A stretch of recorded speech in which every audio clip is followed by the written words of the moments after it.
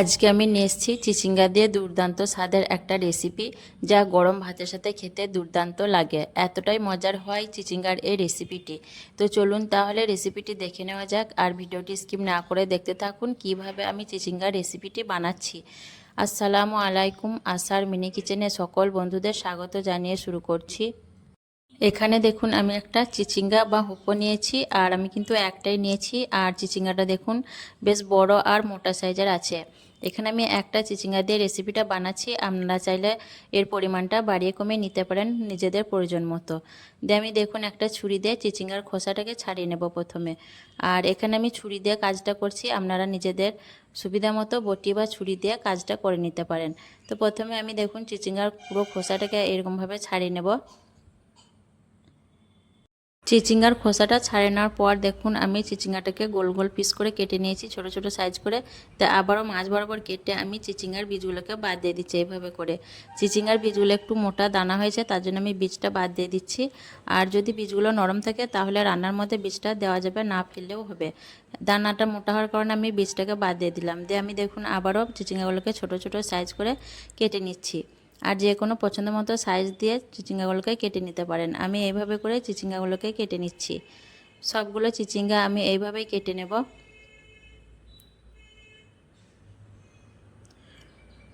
আর চিচিঙ্গার এই রেসিপিটি এতটাই মজার হয়, গরম ভাতের সাথে খেতে কিন্তু দুর্দান্ত লাগে। একবার অবশ্যই বানিয়ে দেখবেন। তো দেখুন চিচিঙ্গাগুলোকে আমি সম্পূর্ণ একইভাবে কেটে নিয়েছি। এখন একটা পেঁচের মধ্যে নিয়ে নিচ্ছি। দিয়ে বেশ ভালো করে আমি চিচিঙ্গাগুলোকে ধুয়ে আর পানিটাকে ঝরিয়ে নেব। তারপর আমি গ্যাস অন করে একটা কড়াই বসিয়ে দিয়েছি, দিয়ে দিলাম 4টে শুকনো লঙ্কা আর 10-12 কোয়া দিয়ে দিচ্ছি রসুন। দিয়ে আমি শুকনো খোলায় রসুন আর লঙ্কাটাকে একটু ভেজে নেব। যতক্ষণ অবধি রসুন আর লঙ্কার মধ্যে একটা কালার চলে আসছে ততক্ষণ অবধি আমি রসুন আর লঙ্কাটাকে ভেজে নেব। আর রসুনটা একটু বেশি করেই দেবেন, তাহলে এই রেসিপিতে রসুনটা বেশি করে দিলে খেতে বেশি ভালো লাগে। রসুনের যে একটা ফ্লেভার, রসুনের ফ্লেভারের জন্য ভর্তাটা খেতে খুব বেশি ভালো লাগবে। তো অবশ্যই রসুনটাকে একটু বেশি করে দেবেন। আমি রসুন আর লঙ্কাটাকে দেখুন বেশ ভালো করে ভেজে নেব। কিছুক্ষণ ভেজে নেওয়ার পর দেখুন রসুন আর লঙ্কার মধ্যে সুন্দর একটা কালার চলে এসছে। এইভাবে করে রসুন আর লঙ্কাটাকে ভেজে নিতে হবে, তাহলে ভর্তার মধ্যে সুন্দর একটা ফ্লেভার বের হবে আর খেতেও কিন্তু দারুণ ভালো লাগবে। তো এইভাবে করে ভেজে নিয়ে তারপর আমি রসুন আর লঙ্কাগুলোকে দেখুন তুলে নিচ্ছি। এইভাবে করে আপনারাও রসুন আর লঙ্কাটাকে ভেজে নেবেন। তারপর আমি কড়াইয়ের মধ্যে দিয়ে দিচ্ছি কেটে রাখা চিচিঙ্গাগুলো, আর দিয়ে দিচ্ছি 1 চামচ নুন, আর দিয়ে দিচ্ছি খুব সামান্য পরিমাণ পানি। খুব বেশি পানি দেব না, যেহেতু চিচিঙ্গা থেকে পানি বের হবে। একটু নাড়াচাড়া করে ভালো করে মিশিয়ে নেব। আর খুব বেশি পানি দেওয়ার দরকার নাই, যেহেতু চিচিঙ্গা থেকে পানি বের হবে এই পানির মধ্যেই কিন্তু বেশ ভালোভাবে চিচিঙ্গাগুলো সেদ্ধ হয়ে যাবে। আর এই পানিটা কিন্তু আমি ফেলবো না, এই পানি আর চিচিঙ্গা থেকে যে পানিটা বের হবে সেই পানিতেই কিন্তু বেশ ভালোভাবে চিচিঙ্গাগুলো সেদ্ধ হয়ে যাবে। এখন ঢাকনা দিয়ে 5 মিনিট হতে দেবো হাই ফ্লেমে। তারপর 5 মিনিট পর আমি ঢাকনা খুলে নিলাম, আর চিচিঙ্গা থেকেও দেখুন বেশ কিছুটা পানি বের হয়েছে। এখন একটু নাড়াচাড়া করে নিচ্ছি। আর এই পানিটা কিন্তু আমি ফেলবো না, এই পানিটা কিন্তু আমি একদম শুকিয়ে নেব। আর চিচিঙ্গাটা অর্ধেক সেদ্ধ হয়ে গেছে, আর অল্প বাকি আছে সেদ্ধ হতে। এখন একটু নাড়াচাড়া করে নিয়ে আমি আরও 5 মিনিটের মতো হতে দেবো, তাহলে চিচিঙ্গাটা বেশ ভালোভাবে সেদ্ধ হয়ে যাবে আর পানিটাও কিন্তু একদম শুকিয়ে যাবে। নাড়াচাড়া করে নিয়ে আমি ঢাকনা দিয়ে হতে দিলাম। আর ততক্ষণে এইদিকে আমি যে ভেজে রাখা লঙ্কা আর রসুনটা তুলে রেখেছিলাম সেগুলো এখন মেখে নেব। তো প্রথমে দেখুন একটা গ্রেটারে আমি রসুনগুলোকে গ্রেট করে নেব। এভাবে করে আমি গ্রেটার দিয়ে রসুনটাকে গ্রেট করে নিচ্ছি, আপনারা চাইলে কিন্তু শিলে থেতো করেও নিতে পারেন। তো এইভাবে রসুনগুলোকে গ্রেট করে নিচ্ছি। রসুনটাকে গ্রেট করে নেওয়ার পর আমি লঙ্কাটাকেও মেখে নেব। তো দেখুন রসুনটা গ্রেট করে নিয়েছি, এখন লঙ্কার মধ্যে কিছুটা নুন দিয়ে দিলাম, দিয়ে লঙ্কাটাকে গুঁড়ো করে নেব। আর এইভাবে একটু ভাজা লঙ্কা দিলে ভর্তার মধ্যে খুব সুন্দর একটা ফ্লেভার আসে। যে কোনো ভর্তাতে ভাজা লঙ্কা দিলে লঙ্কার সুন্দর একটা ফ্লেভার বের হয়, তাহলে ভর্তাটা খেতেও কিন্তু বেশ ভালো লাগে। তো এইভাবে করে অবশ্যই ভাজা লঙ্কা আর ভাজা রসুনটা দেবেন, তাহলে খেতে দুর্দান্ত লাগবে গরম ভাতের সাথে। আর এইদিকে দেখুন চিচিঙ্গাটাও বেশ ভালোভাবে হয়ে গেছে, পানিটা একদম শুকিয়ে গেছে।